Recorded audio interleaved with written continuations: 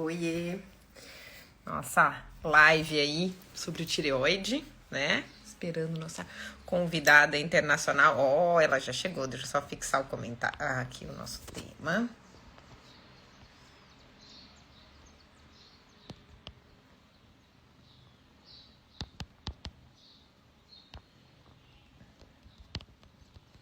Muito bem, sejam bem-vindos.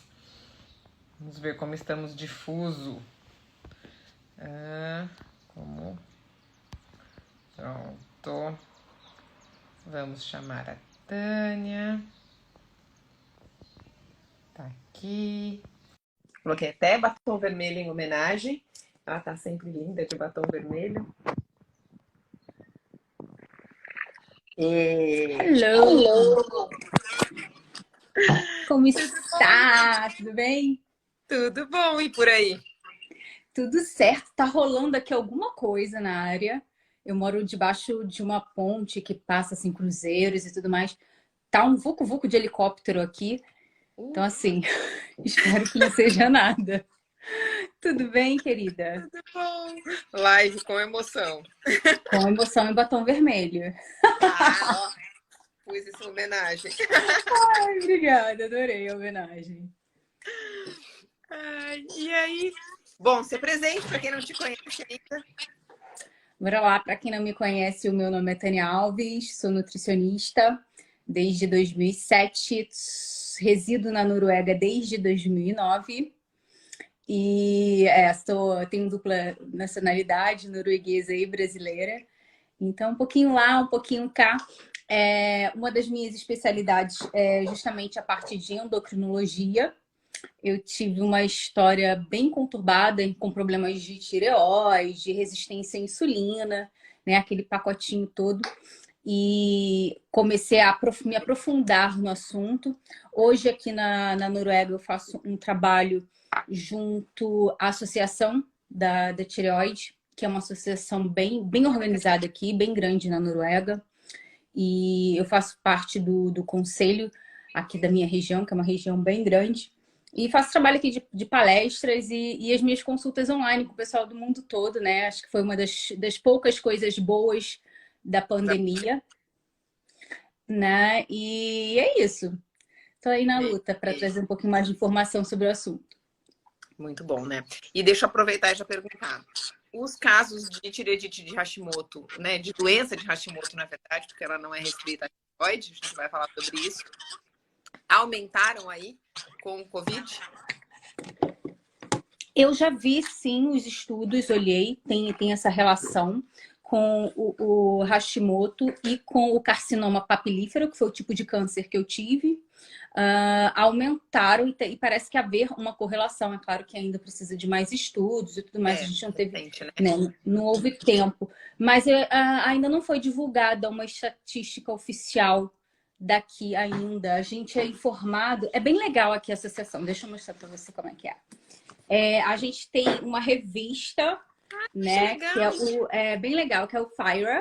O nosso embaixador é o Ronaldinho Fenômeno. O Fenômeno não, o Ronaldinho Gordinho. É o Fenômeno. É o Fenômeno. Então falei certo. É o Ronaldinho Fenômeno é o nosso embaixador, porque ele também sofre de hipotireoidismo. Então a gente recebe trimestralmente essa revista e aí que tem tudo que está rolando. Então a gente é convocado, por exemplo, para estudos, né? Se você está tomando a medicação tal há no mínimo 6 meses, tem até 36 anos. A Universidade de Oslo está fazendo o estudo tal e tal e tal. É bem legal, é bem interessante. Por exemplo, aqui a gente tem os nossos objetivos de taxas, né, de acordo com o nosso tratamento. Então, por exemplo, para quem está aqui a gente já tem uma referência separada para quem tem doença de tireoide e para quem não tem. Ótimo. Alguns laboratórios aqui no Brasil colocam, tá? Paciente eutiroidiano, né, que não tem doença, ou paciente com doença. Tem alguns laboratórios aqui no Brasil que já estão fazendo. Legal, nunca peguei um. Mas ainda com faixas de TSH bem altas, né? Bem fora do que a gente utiliza de parâmetro. O que eles utilizam de parâmetro aí? Gente, TSH né, que é o hormônio estimulante de tireoide, é um dos principais parâmetros aí que se usa para ajuste de dosagem, para controle, né? Claro que a gente não pode se ater só a ele, a gente vai falar disso daqui a pouquinho, mas ele ainda é mundialmente o que é referência em todos os guidelines, em todas as orientações, o nosso principal parâmetro. Né? Tô só ligando aqui meu fone, mas pode falar, tô ouvindo. E assim, geralmente, hoje aqui no Brasil é até 4,5, 4,3 o que a gente vê nos laboratórios, tá? Porém, a gente sabe que para indicar aí um bom funcionamento da tireoide, é ideal que esteja até 2, né? Em gestantes, principalmente, a gente precisa desse TSH muito próximo, principalmente próximo de 1, de preferência. Uhum.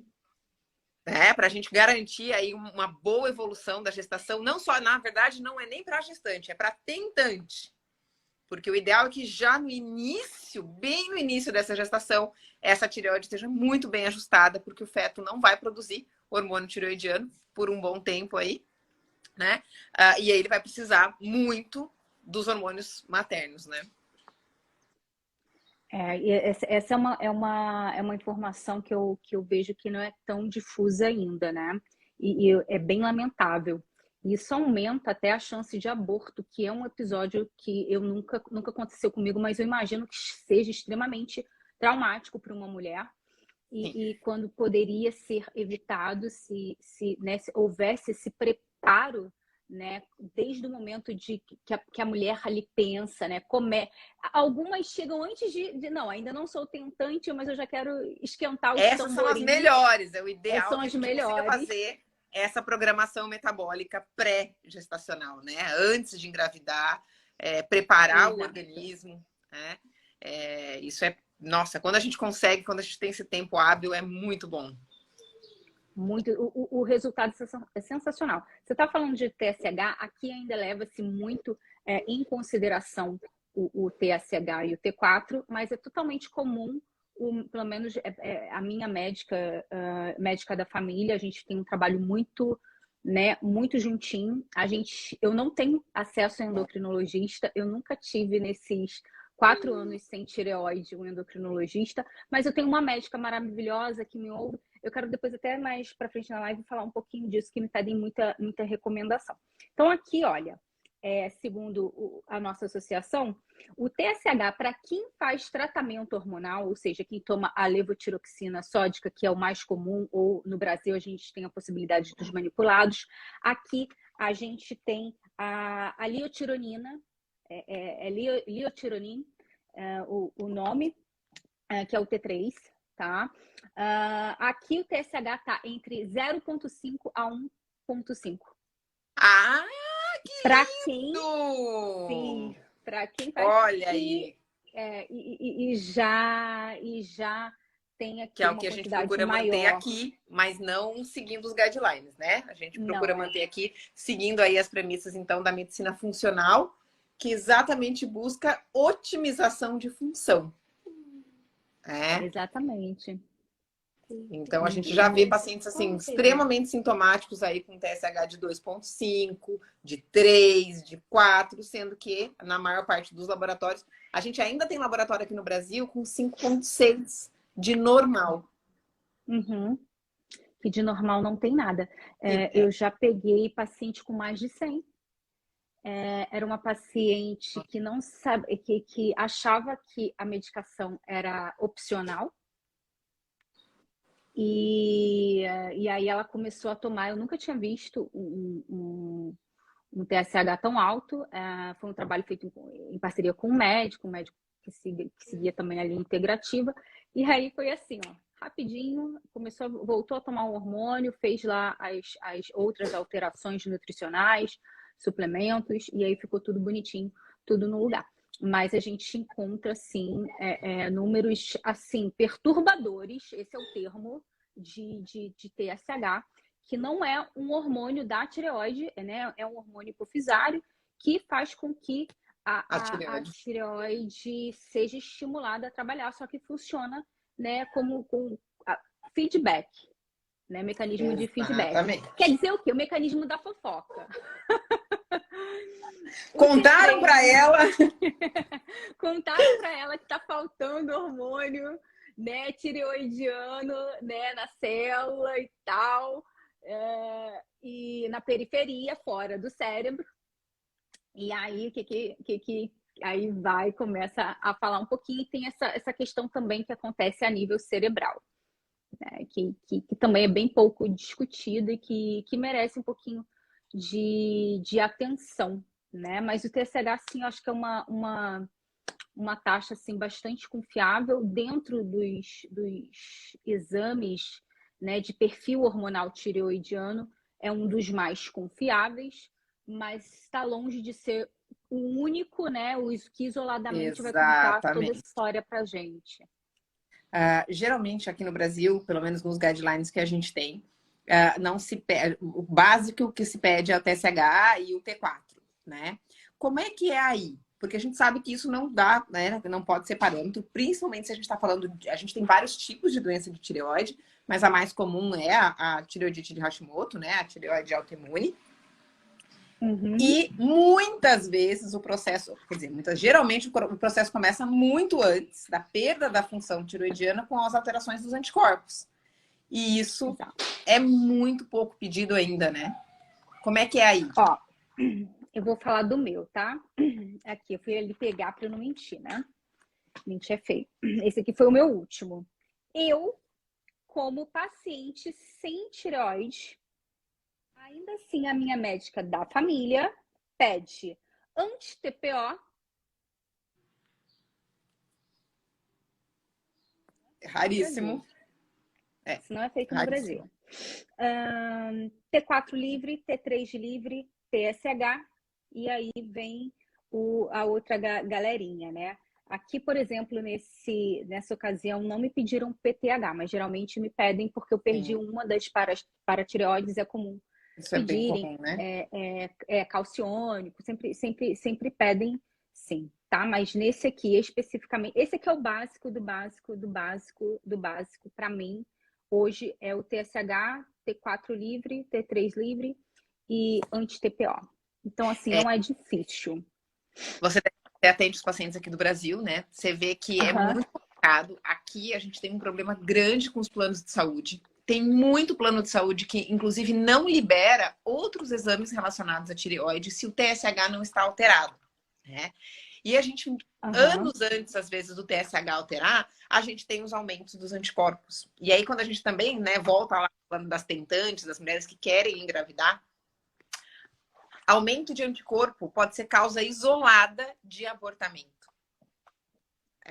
Aumento de anticorpo, mesmo com TSH normal, e aí eu digo normal dentro dos níveis que nós consideramos, né, normais, aí abaixo de 1,5, se o TSH tá abaixo de 1,5, mas tem anticorpo alterado, você pode ter quase todos os sintomas relacionados ao hipotireoidismo.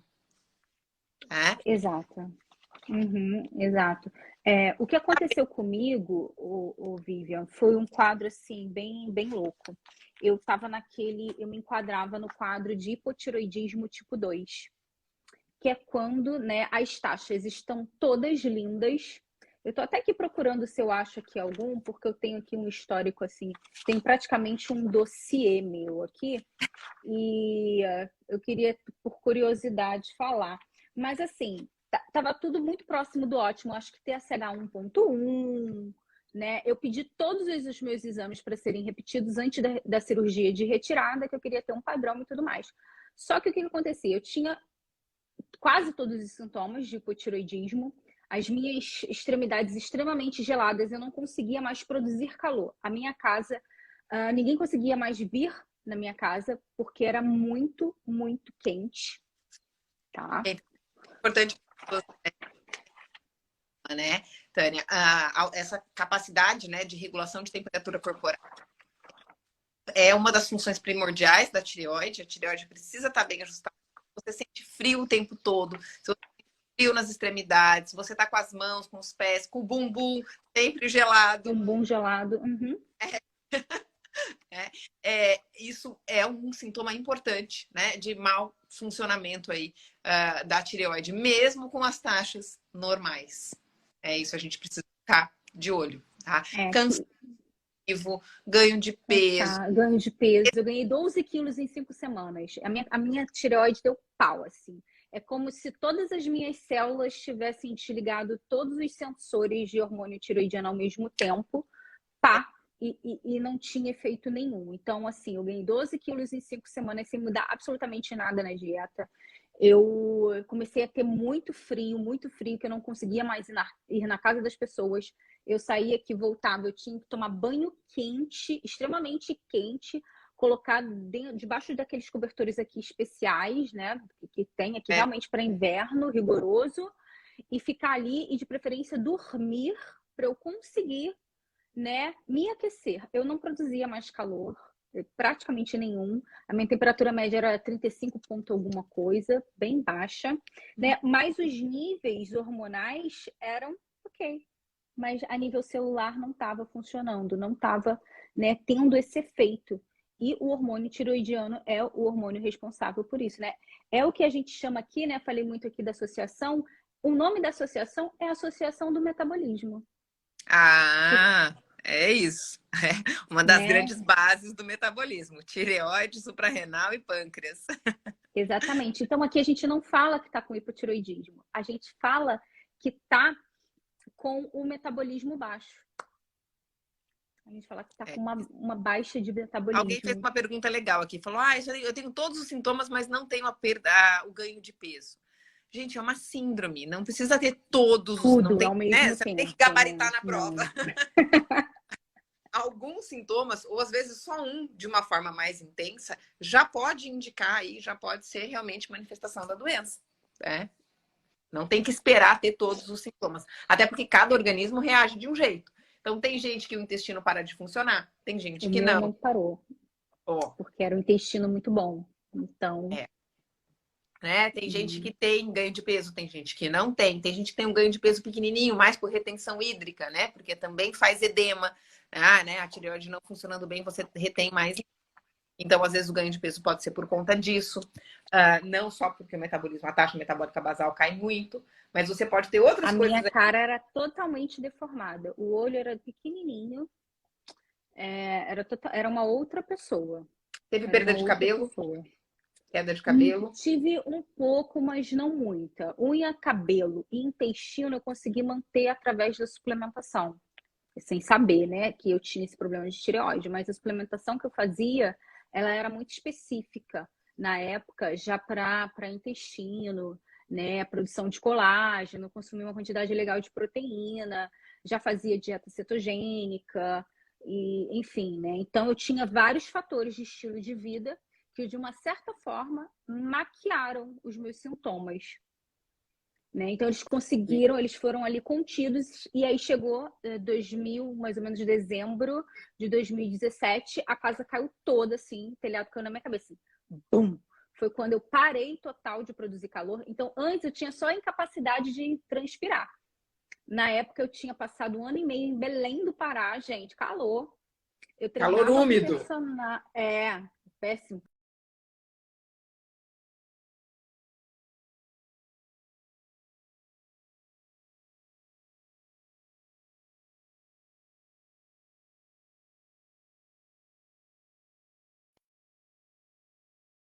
Deixa eu ver se tá todo mundo. Oi, quem Deu caiu? Eu pausado porque você. você não está usando o aplicativo. Ah, tá. Não, eu voltei, É, voltei. Esse Instagram é doido. voltou. Eu botei. Eu botei no 4G. O meu tá com problema também que toda hora minha tela tá apagando. Não sei por quê. Eu tô com um carregador aqui. Mas eu tinha tudo isso, né? E né, eu achava estranho e tudo mais. A conta não fechava. A conta nunca fechava. E eu tinha já um nódulo, eu tinha descoberto o nódulo junho, julho de 2017. O meu irmão tinha tido o mesmo câncer que eu em 2016, né? Então, assim, foi uma coisa muito em cima da outra. Aí eu volto para Noruega e aí a casa cai, né, de uma vez só na minha cabeça, e eu comecei a ficar muito mal e achava que era o fuso horário, achava que era emocional porque minha avó tinha falecido. em setembro, achava que era mudança de país, eu fui achando que era um monte de coisa, né? Aí chegou um momento que eu falei assim, não é normal uma pessoa aumentar 12 quilos assim, pá, do nada, né? Nesse estilo de vida, né? Com alimentação em dia, com suplementação em dia, exercício físico, já fazia exercício já há mais de um ano. Então foi crucial essa sinceridade, né? E eu vejo que muitas pessoas estão tão desconectadas com o corpo delas e fazem tanta coisa errada que demora ainda mais para o diagnóstico. A gente já tem Exato. uma carência de profissionais qualificados para isso, com esse conhecimento, com essa visão. Gente, quando a gente fala conhecimento, né, parece que medicina integrativa, funcional, parece que é tipo aquele filme, né, o Clube da Luta, é um pessoal escondido, fazendo uma coisa escusa. Não é isso. Quando você... Eu vou jogar aqui no Google Escolar, né? A gente tem mais de 100 mil artigos sobre doença de Hashimoto. Então, assim... Não dá para né? entender, né? Eu falo assim, aí até puxando um pouquinho... agora eu tenho um curso que eu dou para os médicos que estão começando na Que é medicina integrativa. maravilhoso. A gente está na 6ª edição, e aí eu brinco que agora tá na moda no povo na internet falar qual que é o propósito. Não, porque o propósito é marketing agora, né? Então agora eu brinco que agora eu assumi, o meu propósito é que nunca mais um paciente entre no meu consultório e fale, doutor, eu passei por 10, 12, 14 médicos. Nunca ninguém me pediu esse exame. Nunca ninguém me disse isso. É assim, é assustador, paciente que nunca fez a avaliação de anticorpos de tireoide, com, né, uma série de sintomas. Nunca fez avaliação de anticorpos. Nunca fez um ultrassom de tireoide. Né? Pacientes com história de abortamento, pacientes com história de ganho de peso, pacientes com história aliás, nunca ninguém me perguntou para ele se ele suava ou não, né? Isso, então, nem se fala. Né? Então, realmente, não é questão de ser escuso ou não. Aí as pessoas me perguntam, mas por quê? Eu falei, eu digo que eu não sei explicar. Né? Eu não sei explicar. Aí agora, o que eu consigo fazer para isso é ir lá, subir no palco, organizar um curso e falar, olha só, gente, a gente precisa ver o paciente de outra forma. Né? Doença crônica é diferente de doença aguda. Eu até falo para os meus alunos, eu falo, gente, se eu tiver um infarto, um AVC, o que eu mais quero é ser tratado pelo top de linha da medicina clássica. Diagnóstico, medicamento, intervenção e acabou. Agora, se eu tenho uma doença crônica, a gente precisa de uma outra abordagem. Não é diagnóstico e tratamento pura e simplesmente, né? Diagnóstico e remédio, na verdade.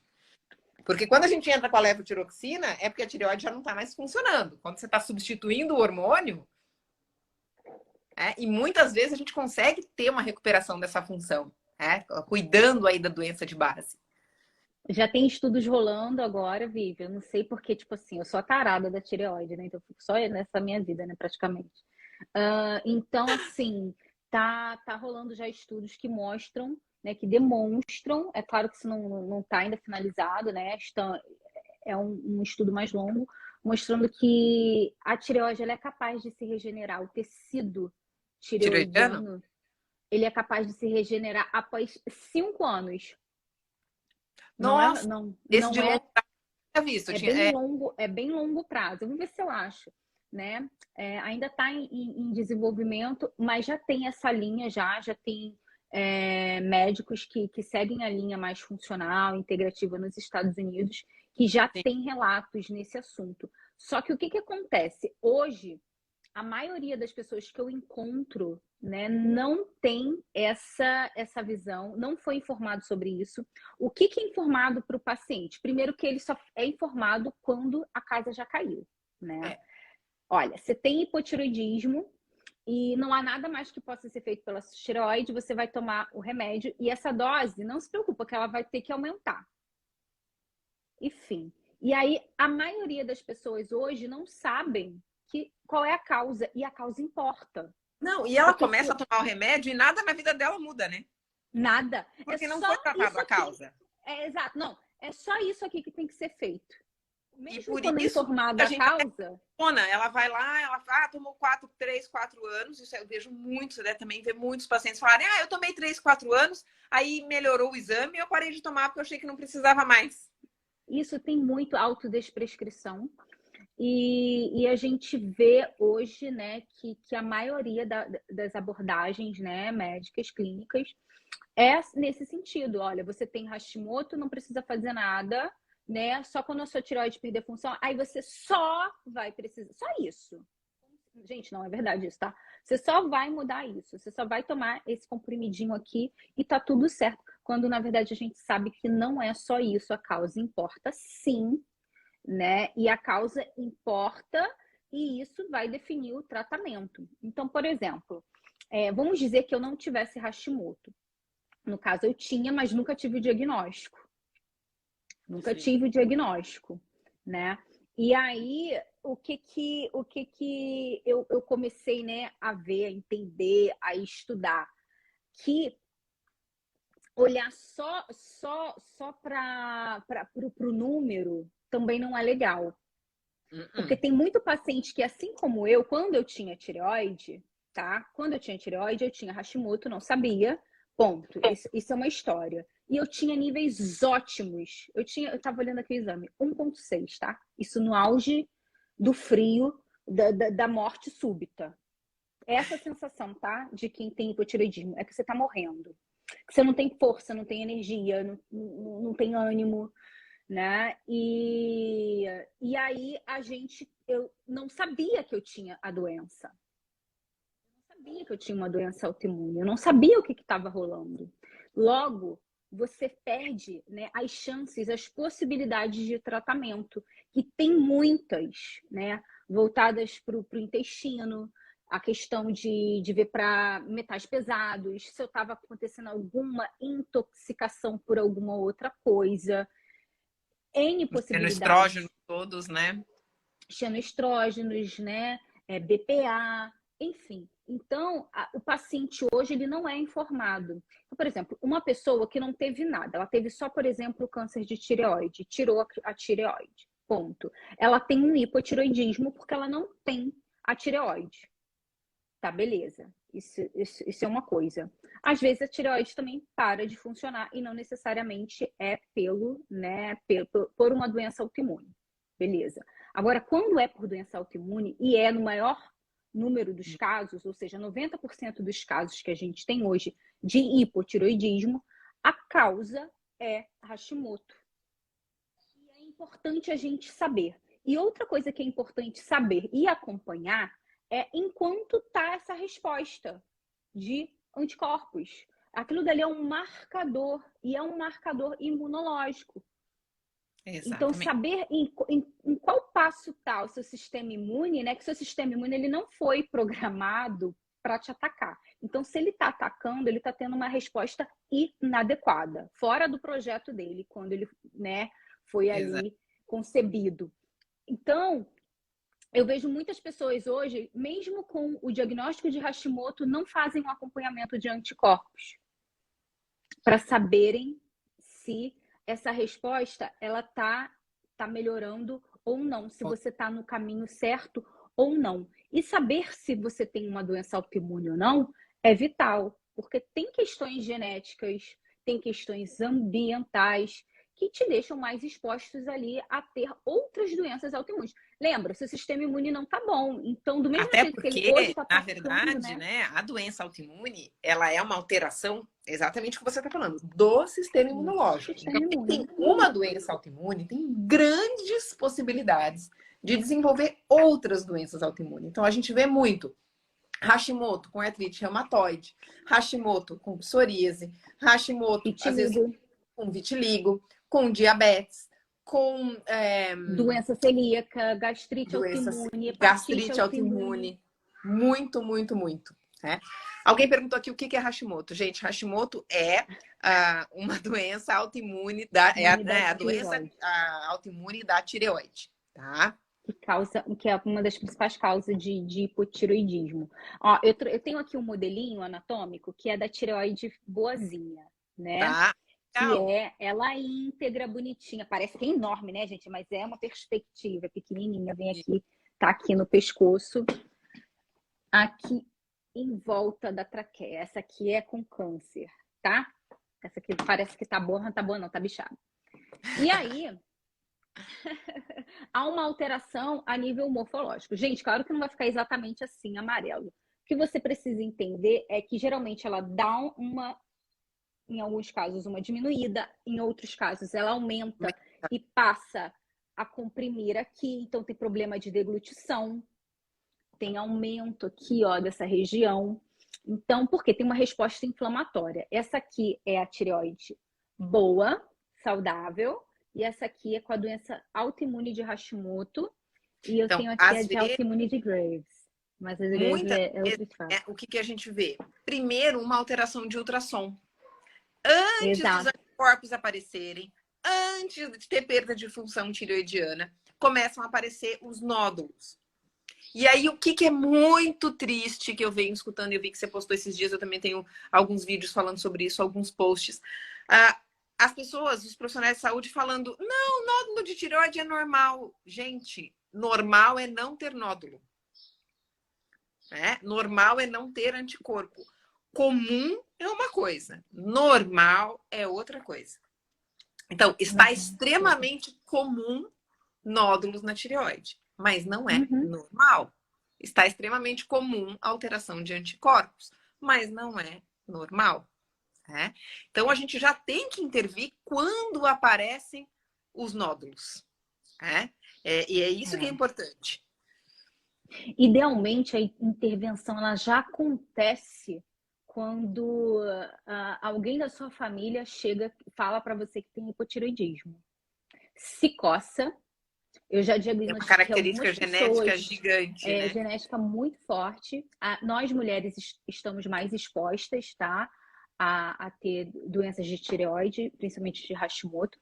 Então, assim, tem um histórico familiar, já começa a procurar chifre em cabeça de cavalo. Se o anticorpo deu 20, se considere com Hashimoto, porque para ele sair de 20 para 200, 300, 400, é isso aqui, tá?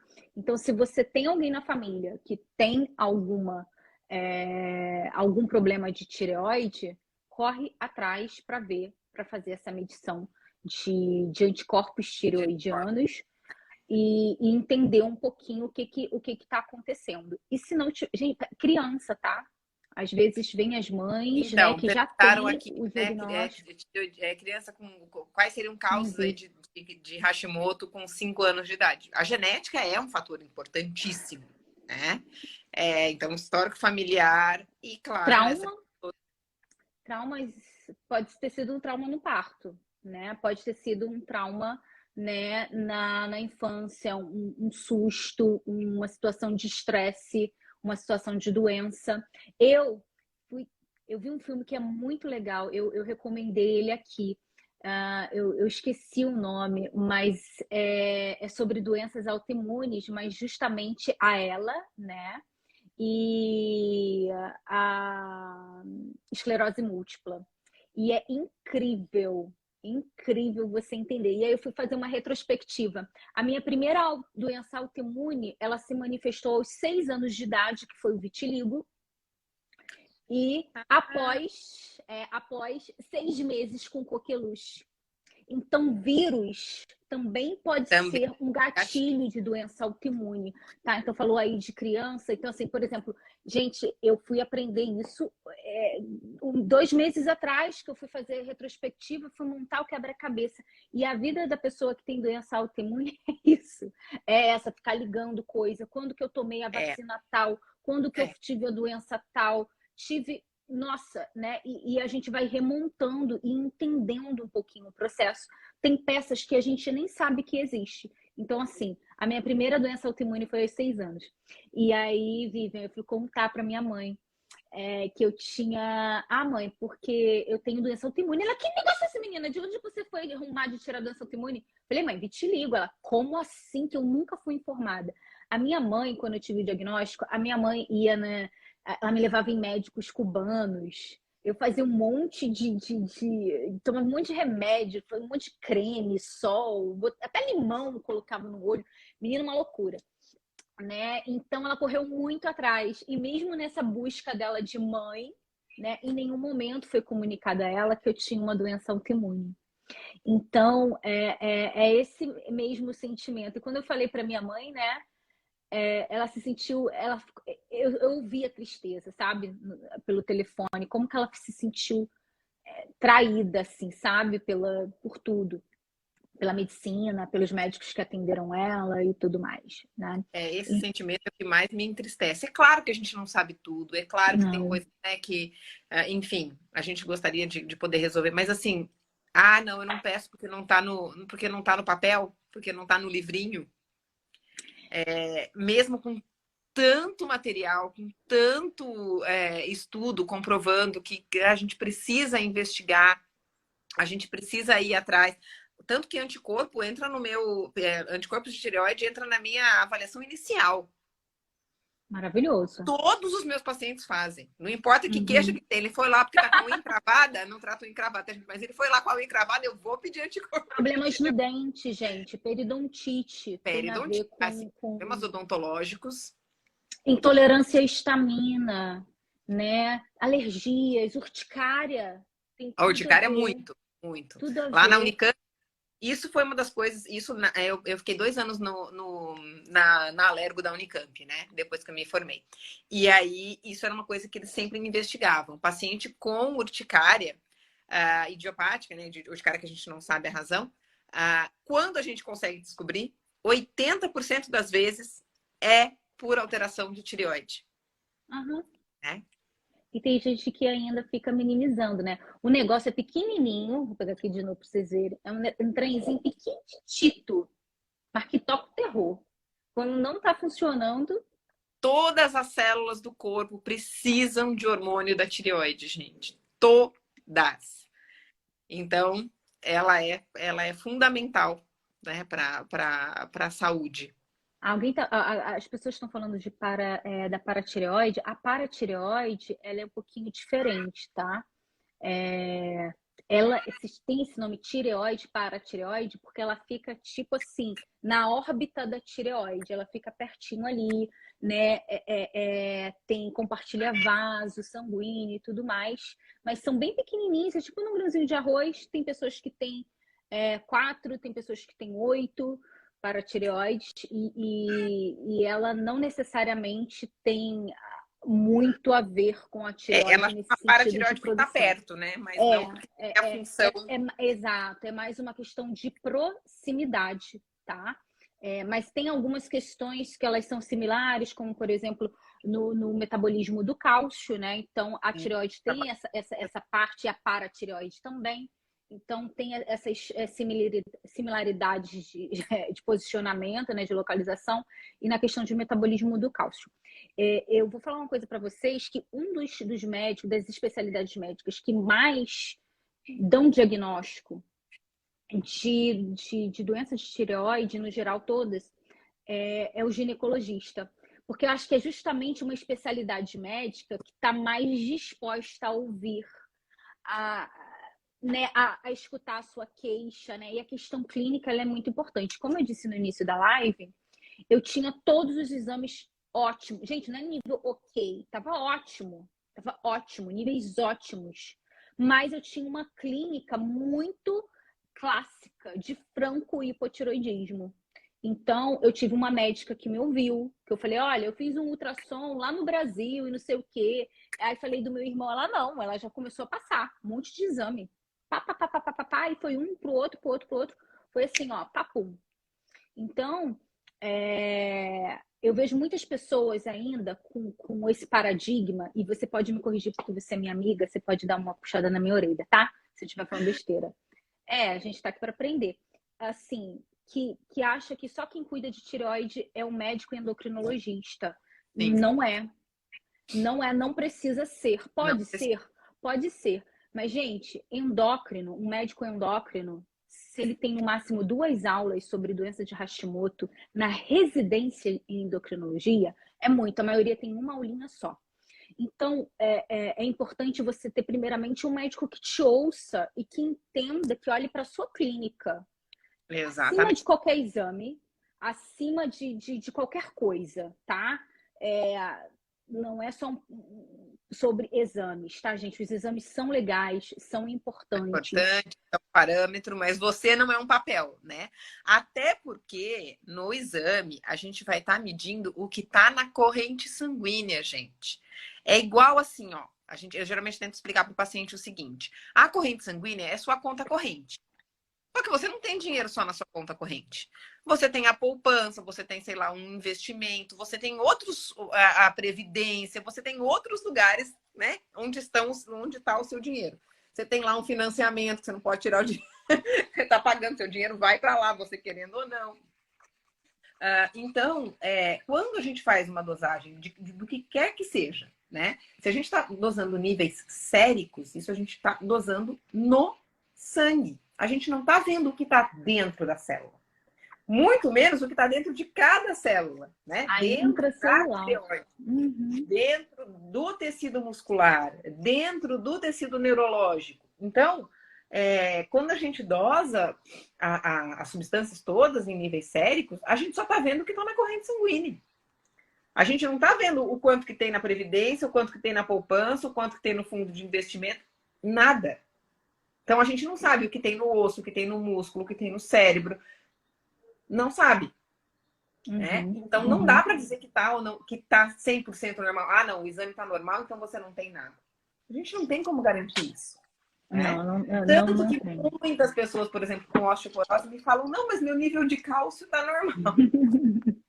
Ai. Né? O que o corpo vai sempre fazer? Ele vai tirar da onde tiver para manter os níveis séricos estáveis. Senão seu coração para, senão você morre. Simples assim. Exatamente. Igual a gente faz com a conta corrente. Né? A gente tenta tirar da onde tiver para manter a conta corrente pelo menos zerada. Porque os juros é muito alto. Né? E o corpo faz a mesma coisa. Então, ele vai tirar da pele, do cabelo, da unha, do coração, do pulmão, da tireoide, do pâncreas, para manter os níveis no sangue otimizados, normais. Por isso que na medicina clássica a gente só diagnostica doença. Porque tem que estar muito ruim para o exame estar alterado. Quando a referência é a doença. O valor de referência é da doença, não é da saúde. E aí, quando a gente... E não é nem da perda de função. Exato. Né? Porque a gente já tem com níveis um pouco alterados, perda de função. Né? E isso geralmente não se olha. Por exemplo, uma vitamina D de 20. Aqui no Brasil é considerado normal vitamina D de 20. Acima de 20 em diante está normal. Gente, 20 de vitamina D é o suficiente para você respirar. Mas... Ferritina 10. Ferritina de 10, exatamente. Né? Então, a gente não pode olhar abaixo de 10, você tem uma doença importante já. Né? Então, não dá para a gente esperar chegar nesses níveis. A gente tem que buscar níveis ótimos, né, de funcionamento. E aí, isso é o que é a medicina funcional, a nutrição funcional. Buscar o bom funcionamento. Exatamente. A gente ainda tem uma visão da medicina, né, muito voltada para a doença, né? Isso também se reflete na nutrição. E aí a gente fica vendo parâmetros de doença. Aí tem a outra parte, né? A gente começa a estudar um pouquinho, peraí, vou ver o da saúde. Depois que você sai do da saúde, você vai para o da longevidade, né? Depois de longevidade, você já está pensando em alta performance. Então, é um processo, né, evolutivo. E a gente tem que... Né? Exatamente, a gente vai crescendo, vai aumentando, vai expandindo isso. Né? Mas a questão dos exames, né, e a questão, por exemplo, da ferritina é algo muito importante que a gente tem que ter. E aí sempre me perguntam assim, qual é o protocolo? Qual é a melhor alimentação para Hashimoto? Eu ia te perguntar isso agora, porque eu sei que o povo sempre pergunta. Ai, todo mundo quer saber. O que acontece é assim, a gente tem nortes que a gente vai seguindo, né? O que seria melhor para um determinado tipo de doença. Mas a gente não trata a doença, a gente trata o paciente. Aí que está Exato, essa é uma diferença. Então, os pacientes não são todos iguais, até porque cada um está num estágio. A doença de Hashimoto, por exemplo, ela se apresenta em estágios. Pode ter um estágio inicial. Gente, eu vi um rabinho de gato ali, seu, e o meu gato é dessa cor, e ele tinha acabado de passar. Eu falei, gente, ué, Tem 3, ó. Eu cheguei de viagem, eles estão enlouquecidos. Tem um ali embaixo. tem um ali também. Então, assim, o que a gente trata o paciente, não é uma doença em si. A doença em si, ela tem vários estágios. E dependendo de cada estágio, a gente vai ter uma abordagem diferente, né? Então, por exemplo, tem pacientes que chega com problemas, né? A tireoide, ela pode afetar o nosso cérebro, né? E termos problemas, por exemplo, Raciocínio, de memória, raciocínio, humor, memória, sono. concentração. E tem pessoas que chegam num grau de ansiedade muito alto. Mas quando a gente vai ver os níveis dela inflamatórios, não estão tão altos assim. Estão médio para controlado, né? Então, se eu coloco aquela pessoa ali numa dieta muito restritiva, cetogênica, sem lácteos, sem grãos, sem sementes e não sei o que, se eu crio muita restrição, eu vou criar um outro estresse. O estresse é um outro problema dentro, né, das doenças autoimunes como um todo, e não é diferente com a doença de Hashimoto. Então, é tipo assim, é um jogo de xadrez, eu não vou mentir.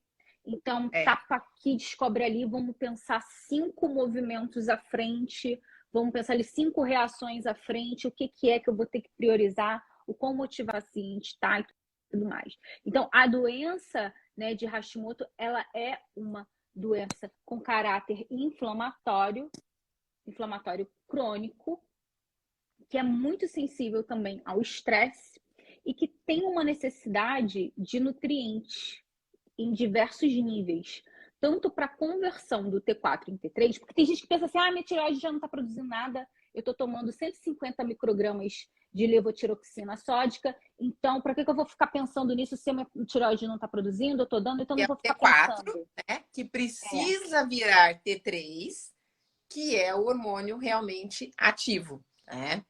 Exatamente. E aí a gente vai ver tudo, o balé todo, e a gente precisa converter. Então, a gente precisa de cofatores para termos a enzima, né, adequada para fazer essa conversão. Essa transformação, né? Além da conversão, a gente também tem que ter a questão do reconhecimento, né? Os receptores. Então, a nutrição ela consegue, né, influenciar muito nisso, no estresse, na ansiedade, consegue influenciar na inflamação.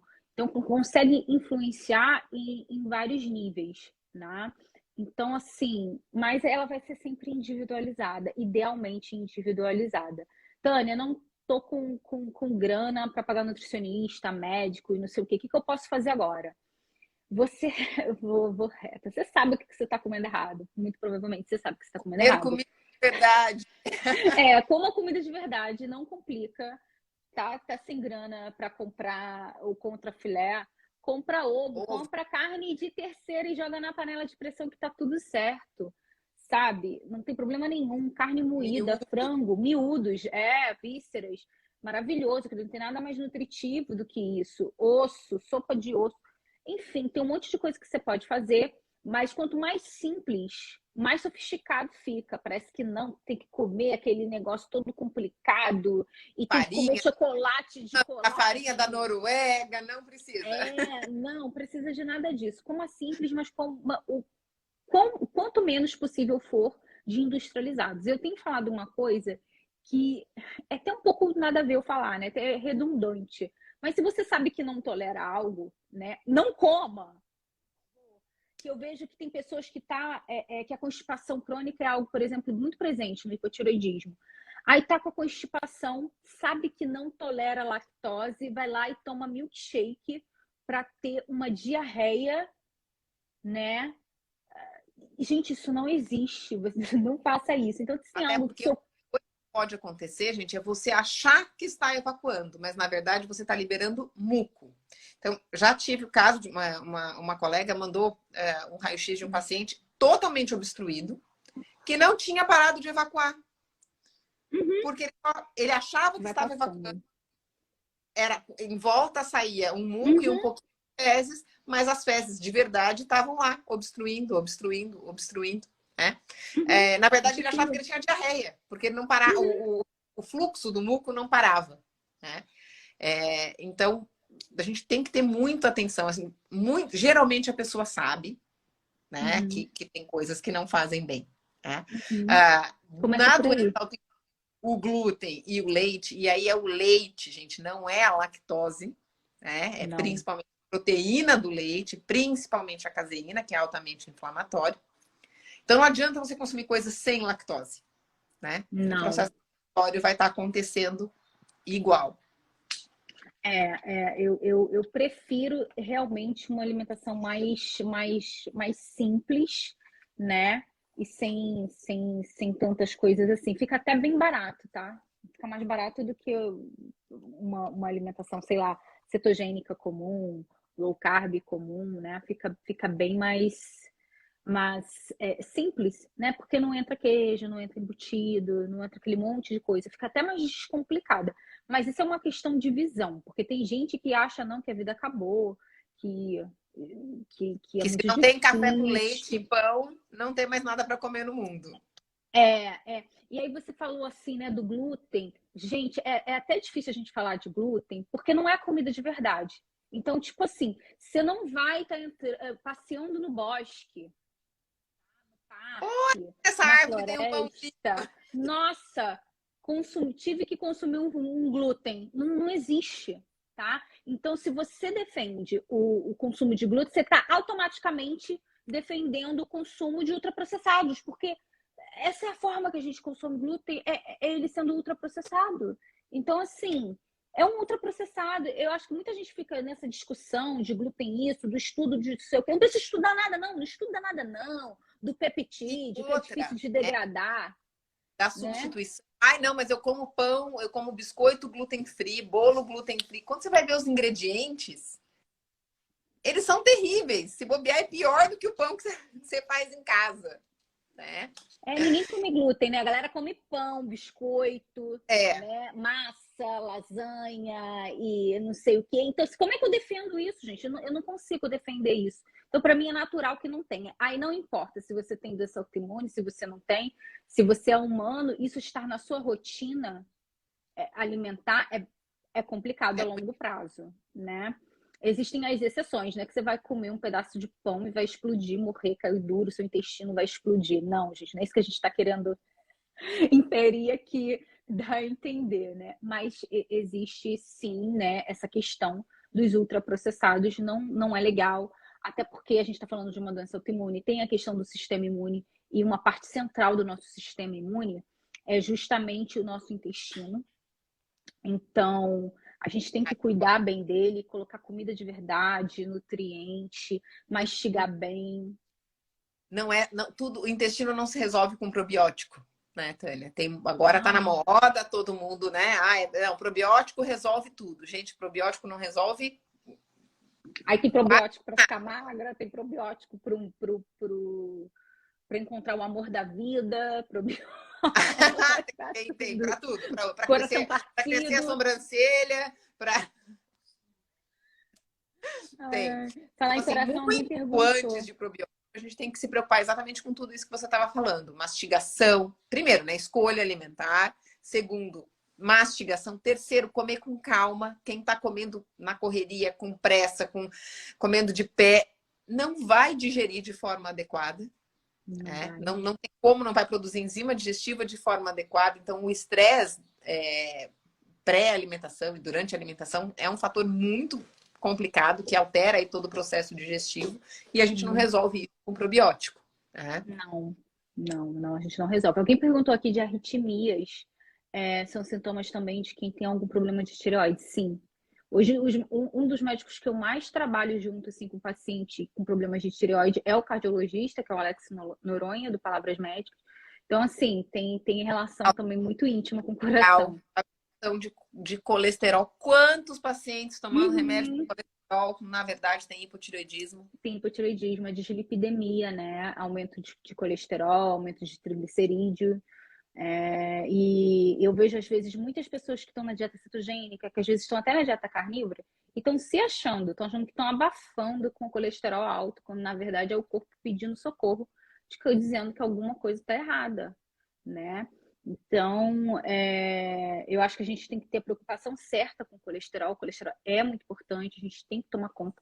Antes da Segunda Guerra Mundial, depois da Segunda Guerra Mundial, por exemplo, desculpa, um dos sintomas mais, assim, chamava mais atenção para fechar um diagnóstico de hipotiroidismo era justamente aumento de colesterol. Então, os exames de colesterol naquela época já estavam disponíveis. Se não me engano, o TSH ele vem na década de 1960. E aí a gente, né, tem mais exames. E quando você vai ver o tratado que foi feito em 1888 sobre hipotiroidismo, você vê lá a descrição de todos os sintomas. E o diagnóstico não tinha exame de sangue, não tinha ultrassom. E o diagnóstico era dado, as pessoas eram tratadas, as pessoas melhoravam. Mas por quê? Eles tinham que confiar na clínica. E aí, hoje em dia, que a gente tem uma caçambada de exames, a gente não está unindo as corporal, coisas. né? Era clínica e temperatura corporal. Temperatura corporal. Diagnóstico. Exato. Era bem simples o negócio, bem simples. Então, queda de temperatura já era considerado como baixa de metabolismo. E hoje em dia a gente tem um monte de ferramenta e não está usando da maneira adequada, né? Não está juntando isso com os sintomas clínicos, né, do paciente. Então, é triste, né? Mas, assim, eu vou continuar falando sobre o assunto, falando. Tem gente, Vivian, chegou uma paciente uma vez para mim, pensa que só fez. Ela chegou assim com um monte de exame, né, para consulta. Eu fui olhar, disse, nossa, tá bom esses exames aqui, né? Nossa, que... Não, eu fui assistindo todas as suas lives e fui anotando. Falei, você não acredito, você anotou certo. Eu tô fazendo o meu trabalho bem feito, então. E tem exames simples que a gente tem que pedir, assim, junto, né, igual a gente tá falando aqui, né, do colesterol. Tem também questão da homocisteína, que pode ser bem interessante. Proteína C reativa, para saber como é que tá a inflamação. A ferritina. Foi um marcador inespecífico de processo inflamatório, né? Com uma tendência à doença autoimune. Então, muitas vezes a gente vê só um fã, né? Junto com marcadores inflamatórios, mas ainda sem uma alteração de anticorpo.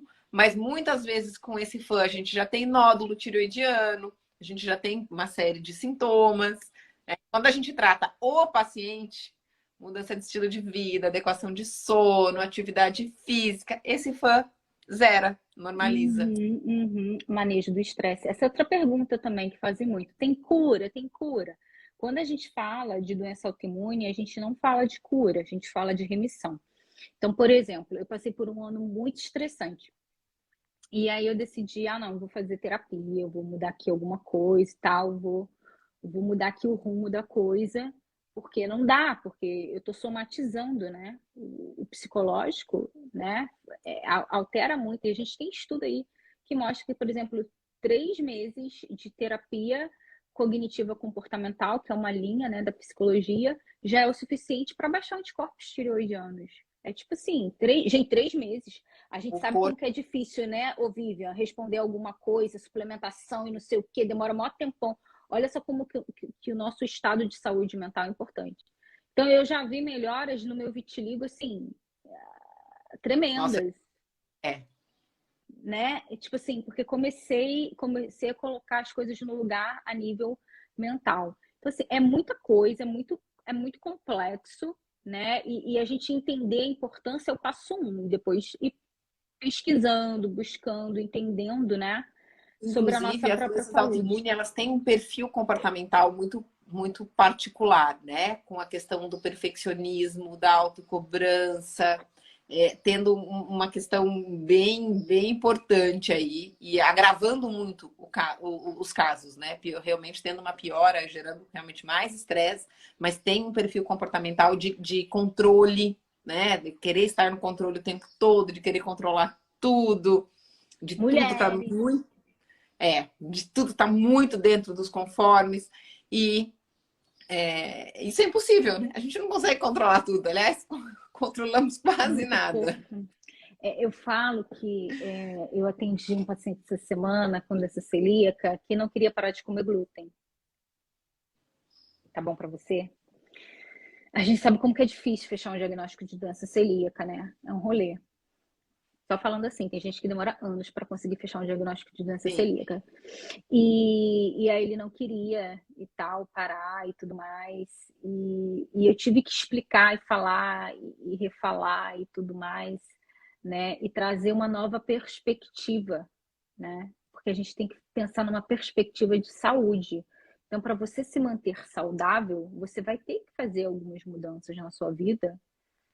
Ponto. Isso vale para todo mundo. Eu Então, falo todo muito mundo está sobre fazendo. escolhas, né, Tânia? Claro, a gente precisa de conhecimento para poder fazer escolhas melhores. Mas são Uhum. escolhas, Sim, é? sim. E é todo dia. Todo dia você tem que escolher. Eu vou, A vou cada me. escolha, uma renúncia. O que você quer renunciar?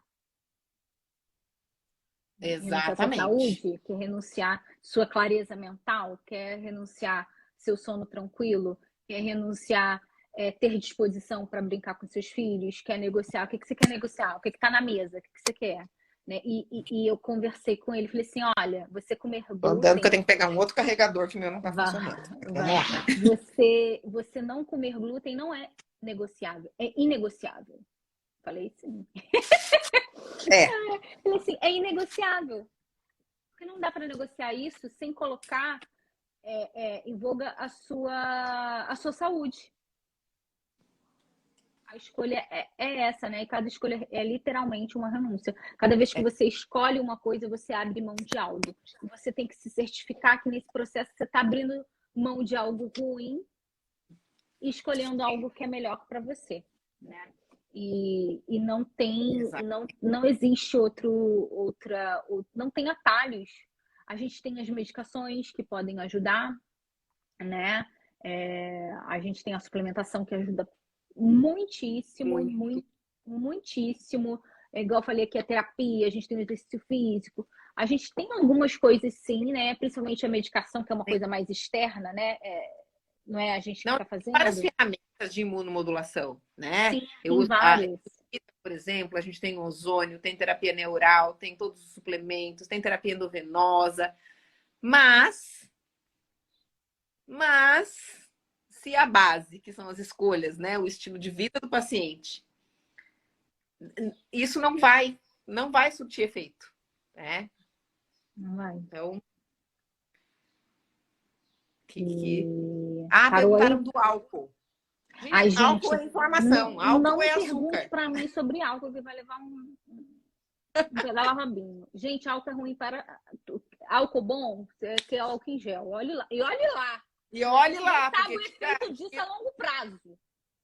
não, na verdade, álcool em gel é complexo ficar usando o tempo todo, então também não recomendo, porque você vai alterar a sua flora bacteriana da pele, né, que é fundamental para a sua defesa e pode gerar uma série de doenças cutâneas por conta dessa alteração aí. Então, não dá. Não dá, gente. Bem complicado o álcool. O álcool ele é um disruptor de quase tudo, né? De boca, de estômago, de fígado, de intestino. É um disruptor intestinal importante. É um Imenso. disruptor, né, mental, neural. Tipo assim, todo mundo sabe, né? Tanto é que a pessoa fica bêbada, ela perde a consciência, perde a memória, gente. Isso é sério. É uma substância tóxica, né? E aí, é o que a Vivian falou, cada escolha, né? Cada um faz as suas escolhas. Eu não posso chegar aqui e mentir, dizer que álcool é ok, que você vai colher os frutos do vinho, porque o vinho tem resveratrol, não sei o quê. Gente, Não, como essa semana, né? Eu recebi 500 milhões de direct da bendita da cerveja com vitamina D. nem vi isso, quero nem ver isso. Cerveja com vitamina D. Primeiro, a quantidade de vitamina D que tem ali é quase irrisória, né? Segundo, se você come veneno com vitamina, não vai fazer efeito. Né? Então, é só uma desculpa, é um golpe de marketing total, né? Porque a vitamina D agora tá na moda por conta, né, de ajudar a prevenir Graças a infecções. Deus que tá na moda. Graças a Deus. Então, né, tá se falando muito sobre vitamina D, e eles resolveram colocar vitamina D na cerveja. Outra coisa boa da pandemia foi essa consciência, né? Do sistema imune e tudo mais, a importância que Dos isso tem micro-nutrientes. tido, Nossa, eu tenho visto as pessoas entenderem muito mais sobre isso agora, né? Conversarem, não só no meio médico, né? Mas entre os Sim. leigos, falarem, conversarem sobre isso. Gente, não era comum ninguém falar assim, tem que tomar zinco. Eu acho que eu nunca ouvi ninguém falando a palavra zinco na minha vida, né? Tipo assim, corriqueiramente. Então, Sim. essa acho que foi um outro ganho, né? E há muito que ser discutido sobre sistema imune, muita coisa que a gente não sabe, mas que bom que tem crescido o interesse, né? Eu acho que também esse estado, né? Nem sei se eu posso ficar falando pandemia o tempo todo, mas acho que esse estado que a gente está vivendo, né, mundialmente, veio evidenciar o quanto estávamos doentes. Exatamente. Não, isso é um fator enorme, né? Porque eu sempre até falo muito disso nos cursos. Quando a pessoa fala, não, ele morreu, mas ele era saudável. Gente, não ter um diagnóstico é uma coisa. Ser saudável é um outro extremo. Lá é outro lado. É tipo falar A e Z, né? É uma coisa a pessoa não estar tomando remédio para uma doença que ela saiba que ela tem. E, infelizmente, as pessoas confundem muito isso com ser saudável. Exato, exato. Infelizmente é isso. Felizmente temos as pessoas que estão trazendo esse conhecimento, tá olhando a grade do seu curso. É bem legal, né? Quando que vai ter para Nutri também? Vou fazer meu Ai, tô chorar minhas contando. Você vai dar aula, né, meu bem? pode me chamar. Vou chorar minhas pitangas. Nossa, curso maravilhoso. Eu tava olhando, né? Que eu falei, vou Com olhar, certeza. porque vai que eu vi errado, que Nutri também possa, né? Mas é para médicos. Eu vejo você acompanhando nos seus stories dando dicas, né? Para quem tá começando ou para quem quer começar, quem quer ver o mundo de uma forma Gente, diferente. assim, ó, teve alguns cursos já, nos últimos, médicos mais velhos. Ai, que lindo. Já com 20, 30 anos de formado, falando pra mim, ficou até emocionada, tô até arrepiada. Eu voltei a ter prazer em fazer medicina. Exato. Eu, É sobre saúde.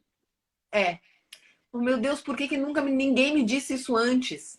E eu tinha preconceito com os termos, né? Medicina ortomolecular, medicina funcional, medicina integrativa, enfim. Uhum. E isso mudou a minha prática. Eu falo que é a medicina que a gente entra na faculdade para fazer. Eu duvido que tenha alguém, que seja, não é só na medicina, é na nutrição também, Na saúde. que alguém entre. Não, eu vim porque eu quero só aprender de doença. Não, eu quero trazer saúde para o meu paciente. Eu quero que o meu paciente tenha qualidade. A Antonieta tá aí. Linda. Ela foi uma dessas que mudou. Maravilhosa. Eu me lembro que uma Nutri uma vez falou para mim, uma amiga, falou assim, vou fazer faculdade de nutrição porque eu quero fazer nutrição funcional. Eu falei assim, eu achei que qualquer faculdade de nutrição fosse para nutrição funcional, uai. Não é esse o sentido da nutrição? Fiquei assim pensando, né?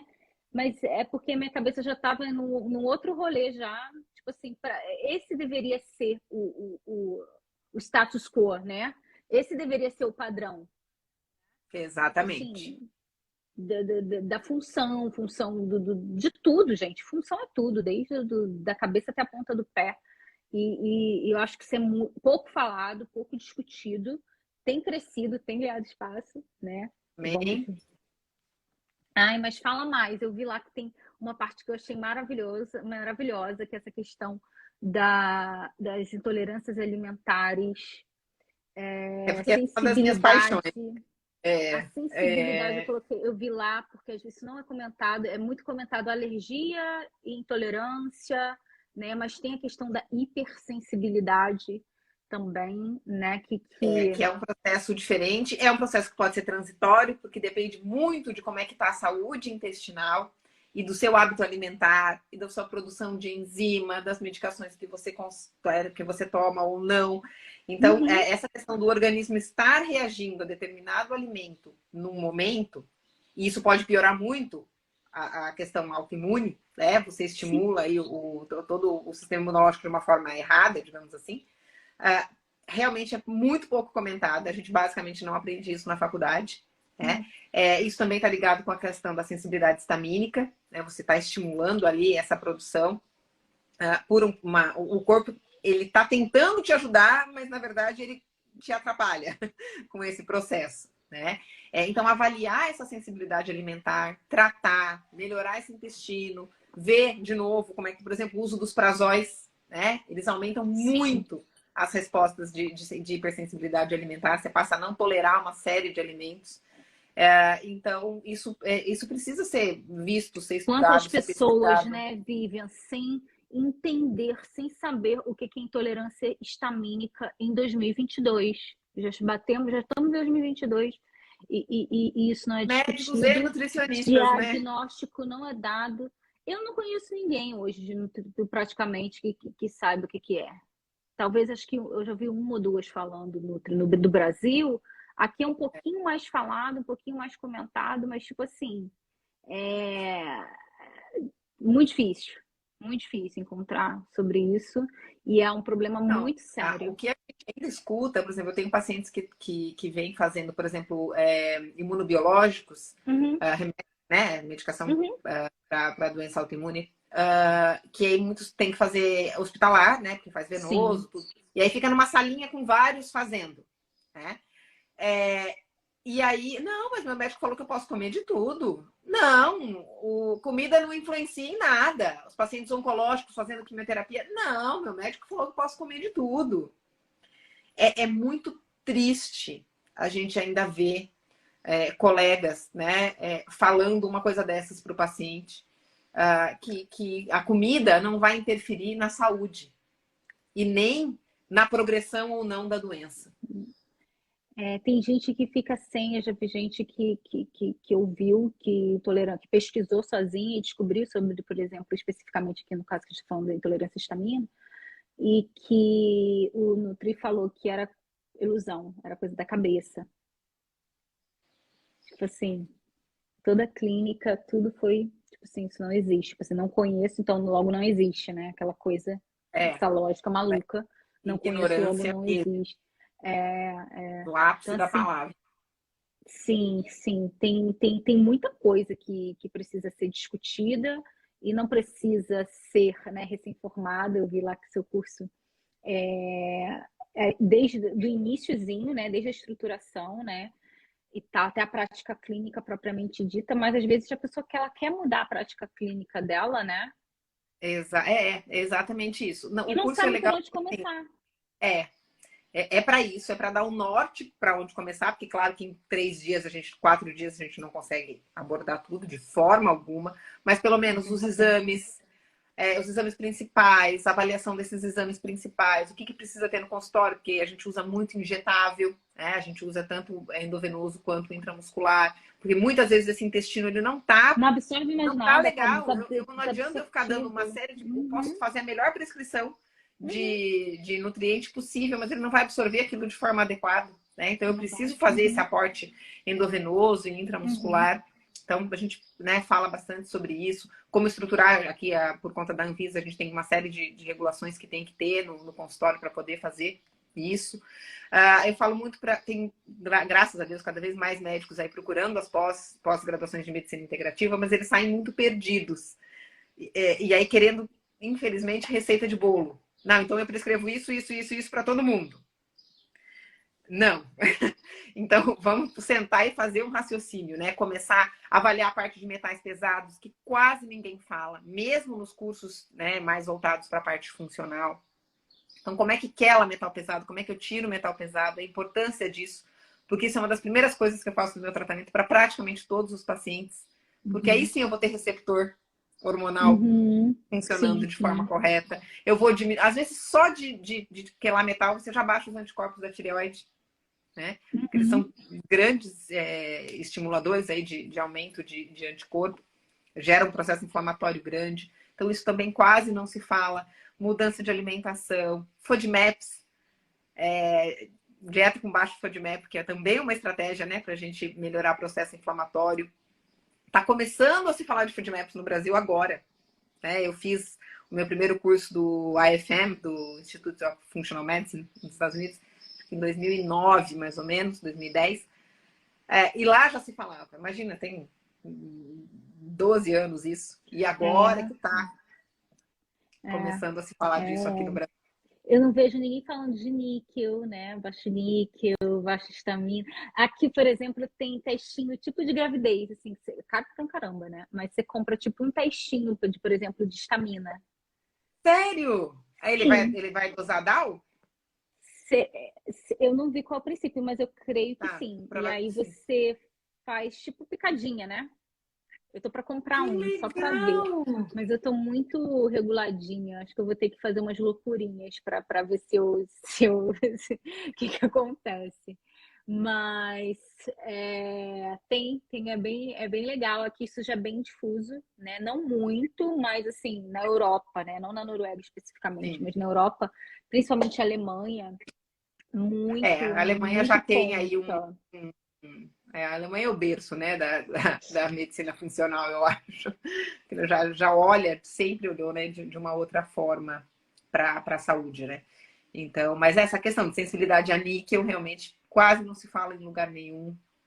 Então, isso é importantíssimo e faz toda a diferença também na estruturação da alimentação, né? Sim, Então, quando você vai montar uma dieta, por isso essa questão de você personalizar e entender que momento que o paciente está.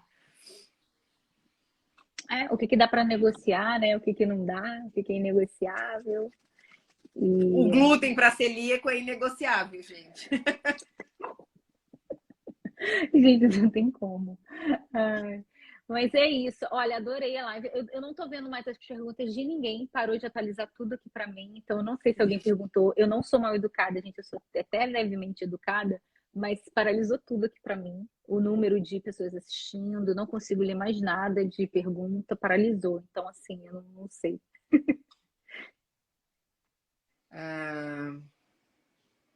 Tá. Não, mas acho que no geral a gente respondeu quase tudo. Deixa eu ver se tem mais alguma coisa aqui.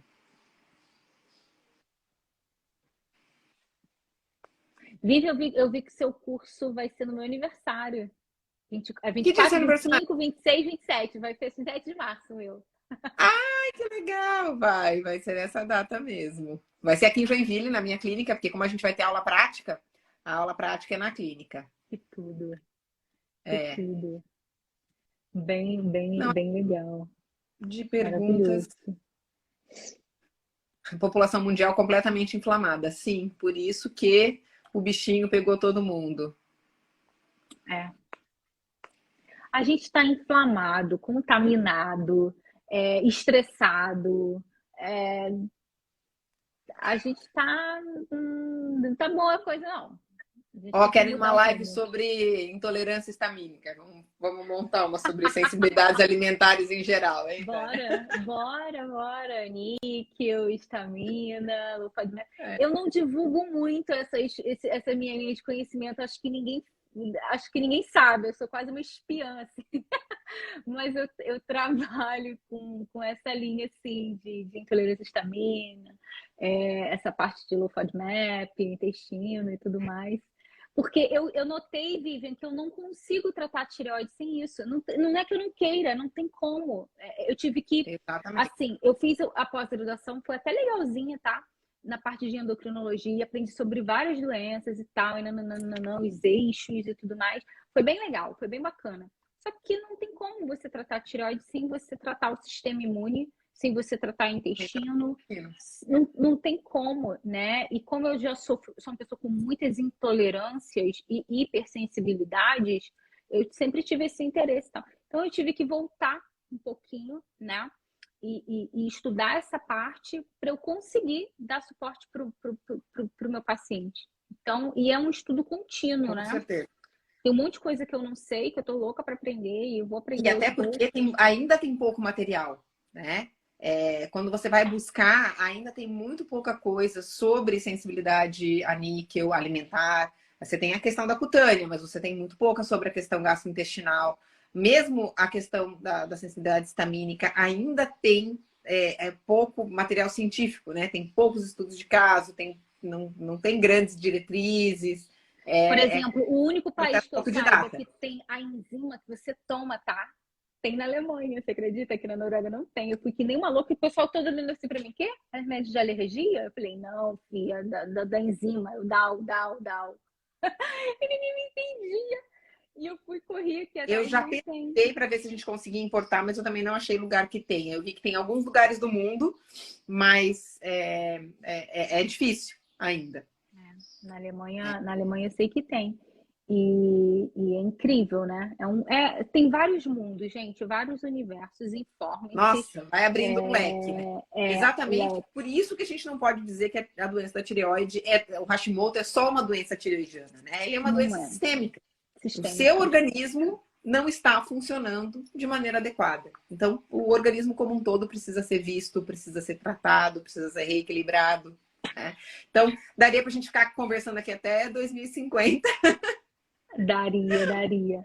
Querida, foi um prazer. Tem. Muito obrigada pelo convite. Também, tá? Adorei. Ó, vou deixar a live salva. A Tânia responde sempre, ela sempre coloca caixinha de perguntas sobre tireoide e outros assuntos. Então, perguntem lá, eu também respondo. Perguntem aqui, a gente vai trocando figurinhas.